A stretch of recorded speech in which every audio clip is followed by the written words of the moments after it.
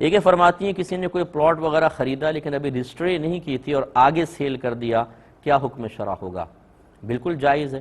ہمارے اسلامی قانون کے اعتبار سے جیسے ہی آپ ایجاب اور قبول کرتے ہیں، جیسے آپ نے کہا یار پلاٹ کتنے کا، 40 لاکھ کا، چلو ڈن جی، بس یہ آپ نے ڈن کہا، یہ آپ نے پہلے والے نے جو کہا وہ ایجاب، آپ نے کہا قبول، تو ایک دوسرے کے مال میں ہمارا حق ثابت ہو جاتا ہے۔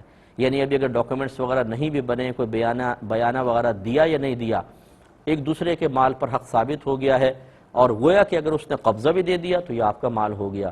یہ تو دنیاوی لحاظ سے کہ کوئی بعد میں اس پہ آبجیکشن نہ کرے، اگر آپ رجسٹری وغیرہ نہیں کروائیں گے تو کیسے یہ دعویٰ ثابت کریں گے کہ پلاٹ میرا ہے؟ ان تقاضوں کو پورا کرنے کے لیے کاغذات کی ضرورت ہوتی ہے، ورنہ نبی کریم صلی اللہ علیہ وسلم کے دور میں کون سے کاغذات تھے؟ زبانی کلامی سب ہوتا تھا، تو لہٰذا معلوم ہوا کہ جب پلاٹ خرید لیا ہے، رجسٹری ہوئی ہے کہ نہیں ہوئی ہے، وہ پلاٹ آپ کی ملکیت میں آ گیا، اور جب آپ بیچتے ہیں تو شرط یہی ہے کہ مال آپ کی ملکیت میں آ چکا ہو، آپ کے باقاعدہ قبضے میں ہو، تو بالکل آپ اس کو سیل آؤٹ کر سکیں گے۔ یہ فرمایا کہ کیا عورتیں اس طرح اوپر کو بال کر کے جوڑا بنا سکتی ہیں یا نہیں بنا سکتی ہیں؟ بالکل بنا سکتی ہیں۔ یہ جو قرب قیامت کے وقت جوڑے کے بارے میں سرکار نے کچھ کلام فرمایا، وہ فاحشہ عورتیں ہوں گی جو اس طریقے مخصوص اپنے طرف سے بنائیں گی۔ اس میں نبی کریم صلی اللہ علیہ وسلم نے یہ تو فرمایا کہ اونٹ کے کوہان کی طرح بال ان کے اونچے ہوں گے، لیکن یہ نہیں فرمایا کہ وہ جوڑا بنائیں گی اور اس کے اوپر کلپ لگائیں گی، وہ والی صورتحال نو۔ تو یہ جو شریف خواتین ہیں اگر یہ جوڑا بناتی ہیں، اس میں کوئی حرج نہیں ہے، بالکل آپ بنا سکتی ہیں۔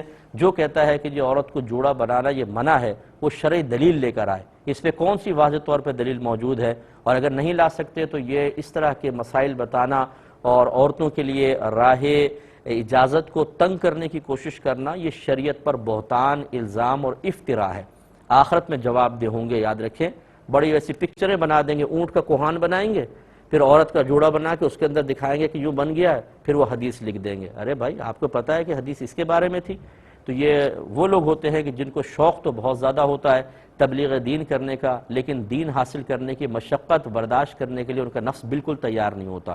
اس قسم کے نا تجربہ کار اور کم علم لوگ جب سوشل میڈیا پر بیٹھ کر اپنی باطنی خواہشات کو پورا کرنے کے لیے کہ جی ہم کچھ بھی جانتے ہو نہ جانتے ہو، اپنی واہ واہ ہونی چاہیے اور لوگ ہماری پوسٹ کو آگے سے آگے بھیجیں تو ہم فخر سے کہہ سکیں یہ میں نے بنائی تھی، اس خواہش نفس کی تسکین کے لیے دین پر افطرا کرنے کے لیے تیار ہو جاتے ہیں اور اپنی آخرت کی بربادی کا سامان کرتے ہیں۔ تو اس لیے اس سے اجتناب کیا جائے۔ میں نے فرمایا کہ اگر ہم نماز پڑھ رہے ہوں اور کوئی کھلونا وغیرہ بچہ سامنے ڈال دے یا اس نے ایسی قمیض پہنی ہو جس پر تصویر وغیرہ ہو تو نماز کا حکم کیا ہوگا؟ دیکھیں اگر کوئی کمرہ ایسا ہے جس میں بچے کے کھلونے تعظیماً لگائے گئے ہوں، شوکیس وغیرہ میں یا شوکیس کے اوپر تعظیماً لگائے گئے ہوں، تو اس کمرے میں نماز پڑھنا مکروہ تحریمی ہے۔ لیکن اگر آپ نماز شروع کر لیتی اور کمرے میں ایسا کوئی ڈیکوریشن پیس وغیرہ نہیں ہے، نہ بچے کا کھلونا تعظیماً رکھا ہوا ہے، اور ہاں فرش پہ بکھرے پڑے ہیں، یا بچہ لایا اور بچے نے آ کے کوئی کھلونا وغیرہ پھینک دیا اور وہ تعظیم کی جگہ پر نہیں ہے، فرش پہ گرا ہوا ہے، تو آپ کی نماز پر کوئی فرق نہیں پڑے گا۔ اور اس طرح جو بچے کے قمیض میں تصویر وغیرہ ہے، اس میں کوئی کراہت نہیں ہے، کیونکہ آپ نے جب نماز شروع کی ہے تو اطراف میں کوئی تصویر نہیں تھی، بچہ اچانک کوئی تصویر والے وہ پہن کر آ گیا ہے۔ زیادہ سے زیادہ اس میں نماز مکروہ تنزیہی کا حکم ہونا چاہیے، تحریمی کا نہیں۔